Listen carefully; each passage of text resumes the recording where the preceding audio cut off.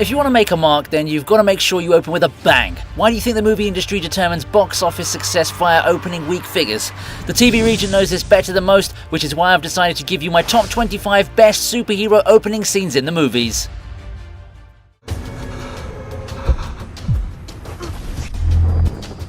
Hugh Jackman has shown us so many versions of the beloved Logan that it becomes harder and harder to top his appearances with each passing film.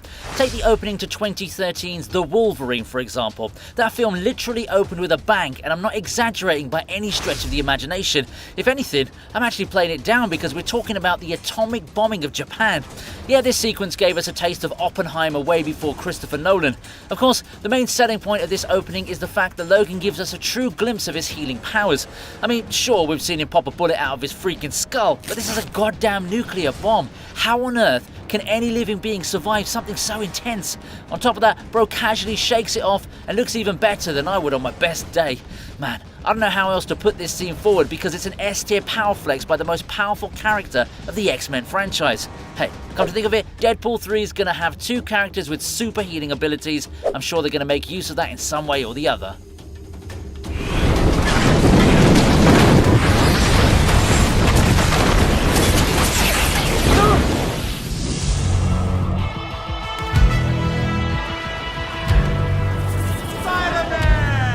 Contrary to what most people would say, being a college kid is not an easy life. Just take Andrew Garfield's Spider-Man as an example. Yeah, I know he's considered to be the least preferred out of the coveted trio, but come on, he's amazing, and you should say it as much as you can. This version of Peter Parker was really sincere, especially when it came to his girlfriend Gwen Stacy. The opening to The Amazing Spider-Man 2 pretty much summed it up in the best possible way. Bro was fighting gangsters, keeping innocent civilians safe, befriending a prepubescent Electro, and pissing off a Russian rhino all at the same time. And he still managed to make it in time for his graduation ceremony where he had his romantic moment with Gwen. Yeah, that's boyfriend of the year material right there. Just ignore the passion he has for cracking bags though, yeah? On an honest note, the action choreography here was top class, even though it was a lot of CGI. We got to see a refreshing take on what an opening sequence can establish, and I'll repeat myself once again, this movie really didn't deserve the hate it got during its release run.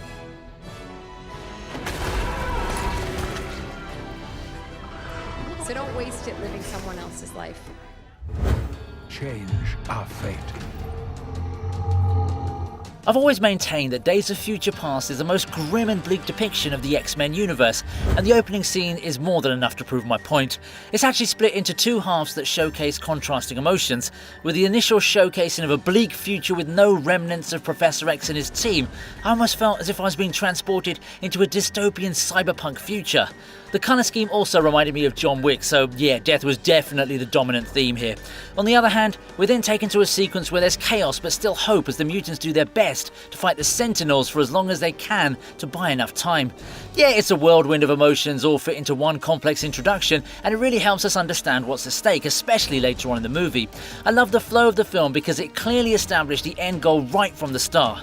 Man, if only they could have built on from this moment and rebuild the timeline in a way that wouldn't be so confusing.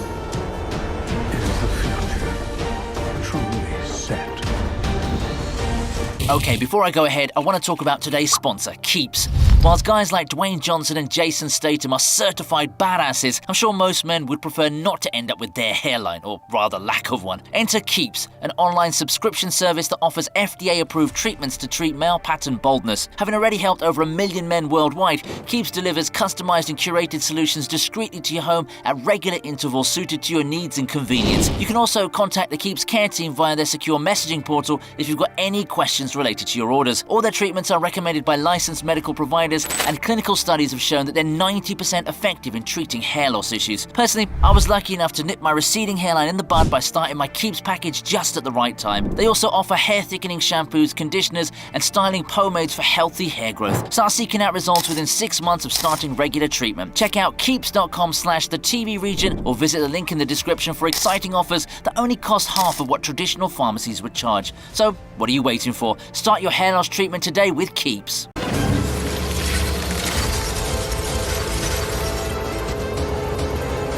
If you consider the way the first Doctor Strange movie was made, I'm sure you would have thought he was going to become an S-tier MCU name moving forward. Now, that most definitely was the plan, especially with the way he was presented in Infinity War and Endgame, but after what we saw in Multiverse of Madness, it's hard to say how much of an icon he's going to be when compared to the OG Avengers. I mean, bro was treated as a side character in his own sequel. I don't think that's fair. See, I'm even using the line spoken by Wanda for my references. Alright, I'm getting a bit carried away now, so let's focus on the opening of 2016's Doctor Strange, where once again, the titular character isn't even present.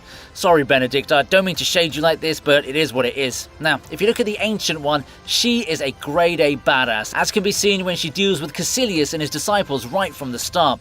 Of course we get to see some neat fight sequences, but it's the trippy nature of how the Sorcerer Supreme moves the architecture around that wins us over. It was such a different visual strategy when compared to the other MCU flicks, and it just goes to show how diverse CGI can really be if you put in the right amount of effort.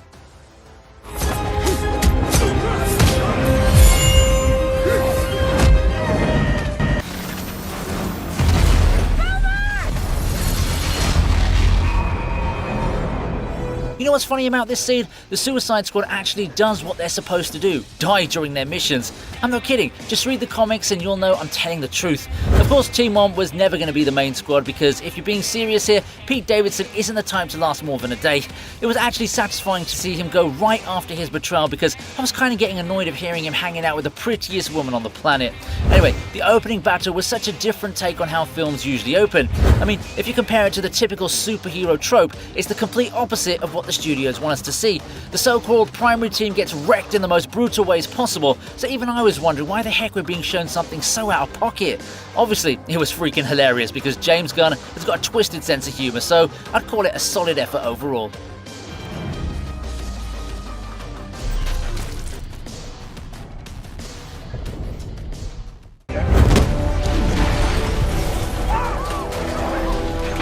Oh yeah, this one was definitely around the corner. The OG Iron Man was the opener for the MCU to the general audience, so it only makes sense for it to open with such a grand vibe. Technically speaking, the Incredible Hulk had also released in 2008, but Iron Man comes first as per the timeline, and nobody really considers Edward Norton's version of Bruce Banner to be canon. Anyway, the focus here is on Tony Stark, who gives us an amazing summary of his character. On the one hand, we get to see the sassy billionaire who likes to take selfies with soldiers and pose like a badass in the face of an explosion. And on the other hand, we also see a panicked human being fearing for his life, just like any other regular person out there. Plus, the moment where Tony sees his own missile attacking him is probably as literal as karma can get in the film world. Those Jericho missiles caused a lot of damage, and it helps to see the impact coming right after we see them being celebrated by those who would go on to become their victims. It's almost like we saw a mini movie within the first 5 minutes of the actual film.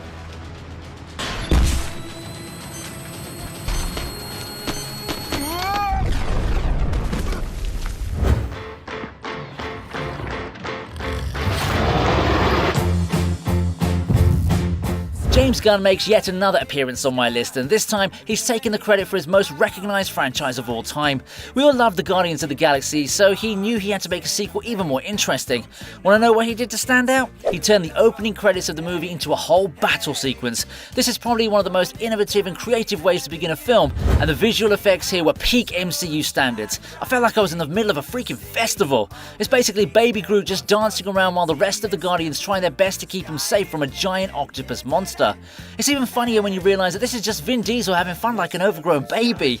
Man, I still wonder if I can ever be so famous that I can make millions of dollars just for saying 3 words over and over again.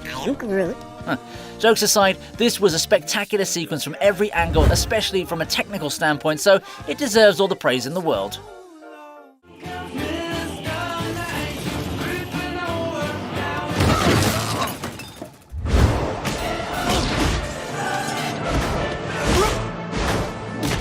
It's been 20 years since this masterpiece graced cinema screens all over the world, and guess what? It still slaps.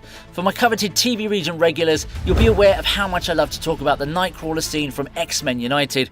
It's not heroic or anything like that, rather we have to see an otherwise sweet mutant taking on the whole White House and almost sending the president to meet his maker.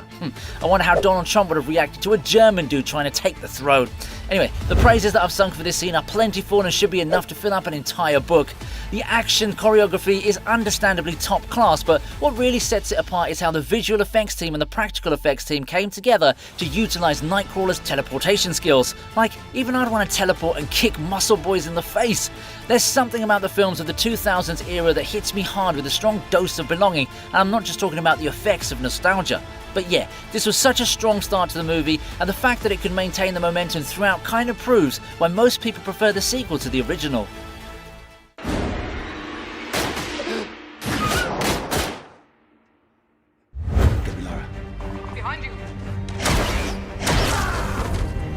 Normally it would be an easy choice to have a Superman entry in my list, but what's shocking about this scene is that Kal-El doesn't do anything in it at all. As a matter of fact, bro's just a little baby fresh out of his mother's womb, so it's all up to his dad Jor-El to do the fighting for him.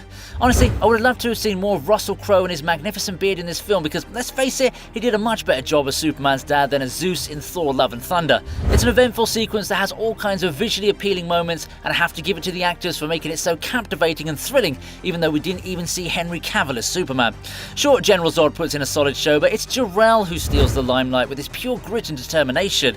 There's also the whole emotional angle of our hero having to bid farewell to his parents before even realising who they are. Sometimes I wonder why the DC universe didn't stick with this kind of vision, especially with the CGI. It's way better than a fake moustache, that's for sure.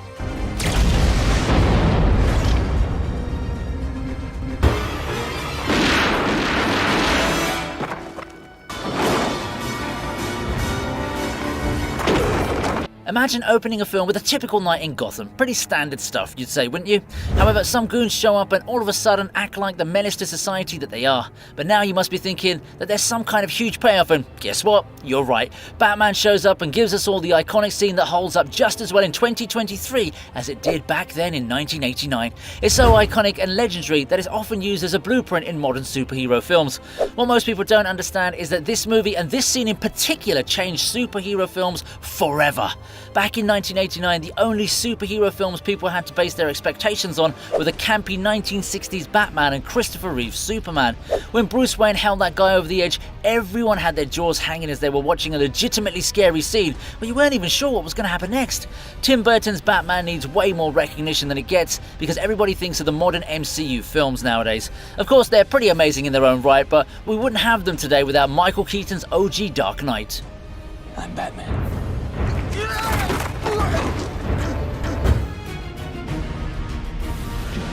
Karl Urban is a household name nowadays because of his role as Billy Butcher in The Boys. However, he's a pretty good actor who deserves more praise for his performances like the one he gave in 2012's Dredd. Sure, we don't even get to see his face once in the entire film, but that's what the whole point was in the first place.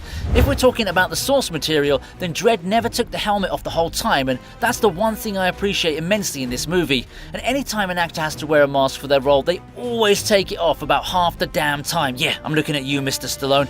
Anyway, props to Karl Urban for keeping his ego in check because the net results sure paid off. As far as the opening scene goes here, it's a pretty straightforward sequence in terms of the writing, but it's the visual design that enhances its impact. I love seeing those mega towers mixed in with regular looking buildings to provide a genuine contrast. It was such a good decision not to go super futuristic like the 1995 Dredd did, which is why I hail this as the superior version. And of course, seeing the titular superhero put on his helmet and get ready for duty is on point with his loyalty to the character.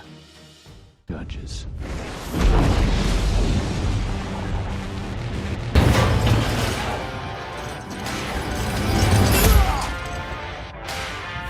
The God of Thunder was always presented as a pretty serious character who never wanted to take a joke, so when we got to see Thor behave the way he did in the opening sequence of Ragnarok, it sure came as a pleasant surprise. I mean, he's messing around with freaking Surtur as if they're banter lads from the UK.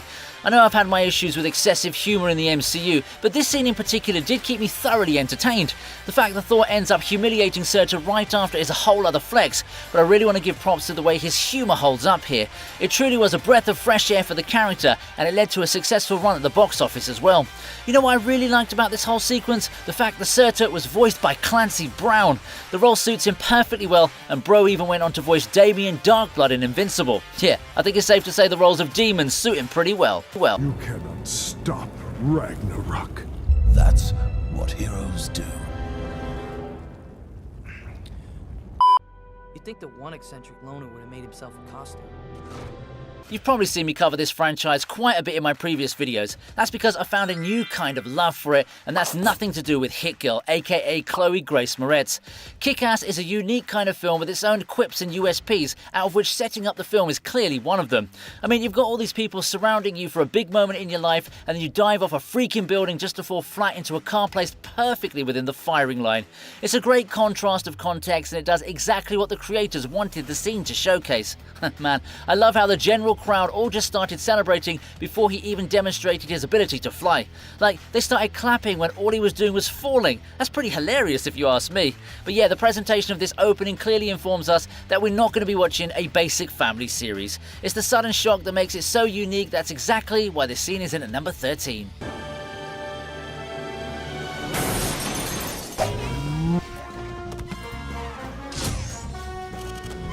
You know, it's hard to believe that The Incredibles is known for being a kids' film when it's got all the makings of a complete blockbuster. I mean, just look at how it opens with the car chase scene. Mr. Incredible looks so cool the way he transforms into his suit in his automated car. Who knows, maybe Elon Musk got the idea for his Tesla cars through this sequence. The way he nabs the criminal right after rescuing the cat was an added touch of class too. But what I really want to talk about is his encounter with Elastigirl right here. This is what I mean by The Incredibles not being a kids' film, you know? Bro literally complimented her for her flexibility and thought we wouldn't notice. Well, I didn't notice it when I was a kid, but I do now.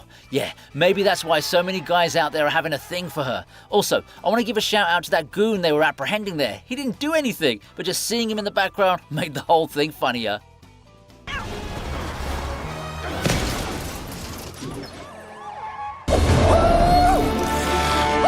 The unsung heroes of our society are pizza delivery boys. Do they even know how much stress they have to go through just so they can deliver your pizza within 30 minutes or less? Well, Spider-Man does, which is why he decided to show it to us himself. The opening to the OG Spidey sequel couldn't have been more unique. The fact that he had to go to change into his Spider-Man outfit and use all his powers just to go on to show how tough the job actually is.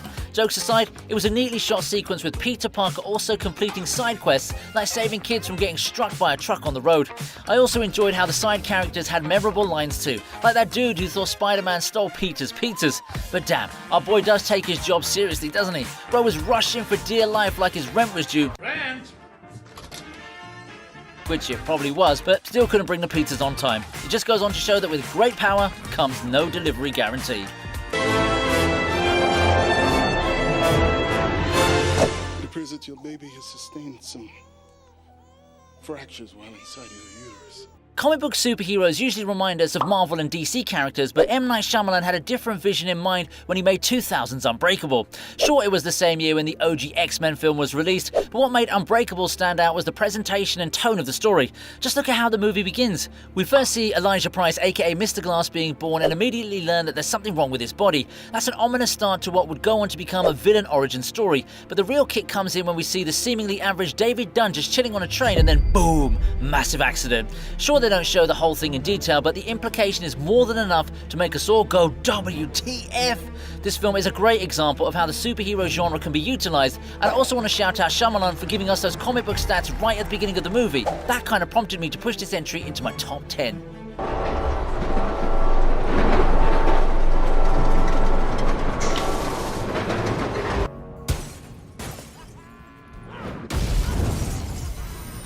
I made a promise not to make any Robert Pattinson eyeliner jokes, and I failed every single time I cover an entry from 2022's Batman. Let's see if I can do it this time then, eh? So the opening to this film was such a breath of fresh air because it felt as if I was watching a horror movie or a thriller. The flow of the scene was so dark and nerving, especially after we see Bruce Wayne with his hardened suit and questionable eyes. Damn it, I made another eyeliner joke. You serious? Anyway, the opening is over 10 minutes long, but the payoff is massive with the subway scene, which we all know is pretty badass. It's got the whole monologue and dramatic reveal, but at the same time it feels so controlled that I genuinely thought I was watching a David Fincher film. It does make sense because you can see the heavy influence of films like Seven and Zodiac here. Also, the criminals being afraid of Batman hiding in the shadows is literally the same fear that children have when they think that there's a monster in their closet. Incredibly done, isn't it?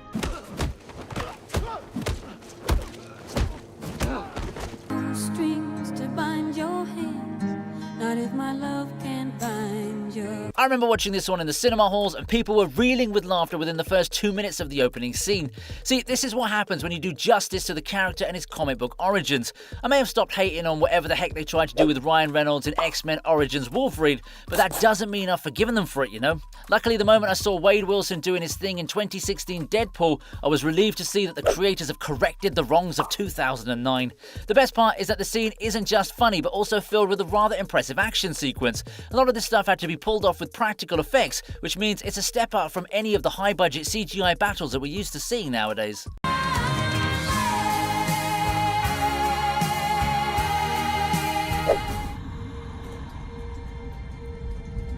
There's a reason people talk about 90s kids, and that's because we're just built different. We got to experience the world when the internet wasn't much of a thing and are still living through the advancements of modern technology. Also, 90s films just had a whole other appeal to them. Take Blade, for example. Not only did it become Marvel's first ever profitable movie, it also set the standard for the anti-hero trope that we all know and love today.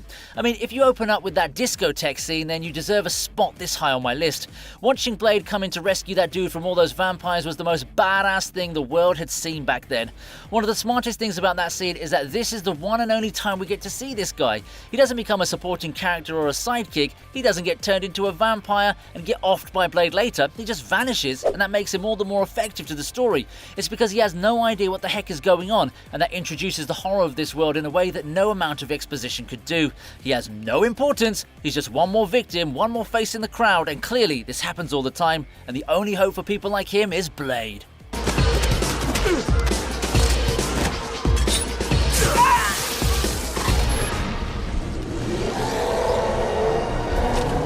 This one just had to come in at some point in this video, and I think I've done justice by placing it a spot above Blade. After all, this is the most badass opening sequence involving the Avengers, and that too, the OG squad.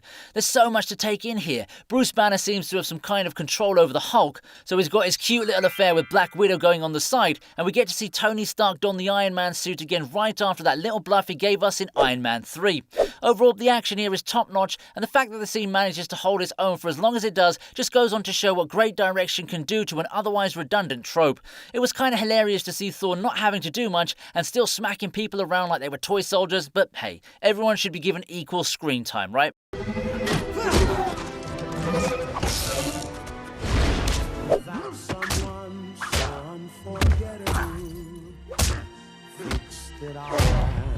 I was talking about how Unbreakable helped add more variety to the comic book genre, but 2009's Watchmen is a whole other ballgame. This is hands down my favourite opening scene in a superhero movie because not only does it show a rather brutal assault on the comedian, but it's also followed by the most epic opening credits scene in the genre. The premise of a mysterious assailant attacking an ex-superhero just hits different, especially with the dark setting and slow-mo shots. To be honest, I think the comedian did have it coming, but it's this kind of hyper-stylized cinematography that exhibits a higher standard of film direction. Zack Snyder might not be as coveted as Stanley Kubrick or Christopher Nolan, but my God, is that man talented.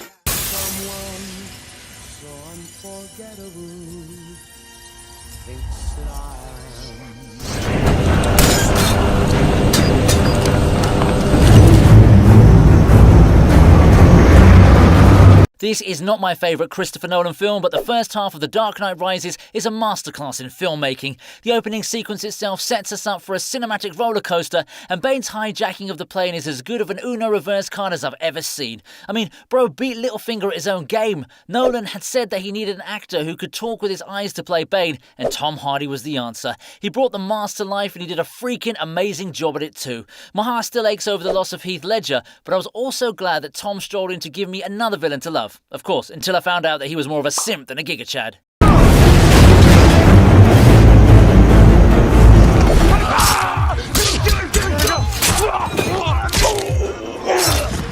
It's hard to find a scene in my top 3 that has the freaking Wolverine being beaten up like a normal human being, but that's the whole point, isn't it? The reason why Logan works is because of the harsh reality that the Wolverine has to live with now that his most powerful weapons have also become his most bothersome illness. I love how they did the title reveal too. It isn't flashy, it just appears on the right side with Logan on the ground bleeding. This is the X-Men's prime mutant at his lowest point in history. This set the entire tone for the rest of the movie, so it's a great decision to do a title reveal like this. Take them out.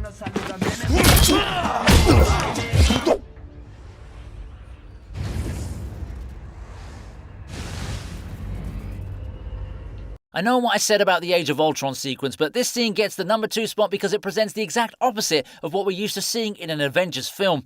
Not only does the Mad Titan defeat the God of Thunder, Hulk, and most of Asgard's survivors, he also completely renders the events of Thor Ragnarok useless. Chris Hemsworth went through all that trouble of getting Surtur to fight Hela, but then Thanos drops by and takes him down anyway. Maybe Thor should have just waited for a bit and let his sister face off against the Mad Titan. Now that would have been an interesting show. But on a serious note, the tone of this scene felt eerie, intimidating and ominous all at the same time. It was a great piece of filmmaking in a genre that isn't really considered to be elite cinema.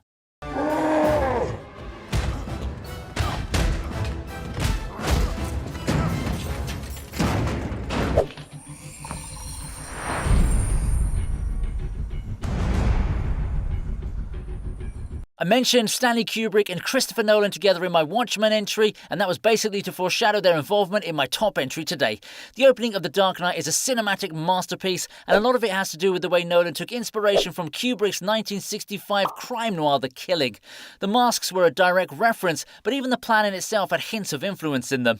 It took me forever to figure out how genius this really was. The Joker eliminated the rest of the crew, meaning he wouldn't have to worry about getting snitched on. He took care of the main guy as well, meaning he would be useless to the mob. He definitely made the goons aware of his presence and blended in so perfectly that the cops would never even question him. I could go on, but you get the drift. Please give us more films like this. Hope you liked the video. Please subscribe to the TV Regent, and here's another video that I know you're going to enjoy.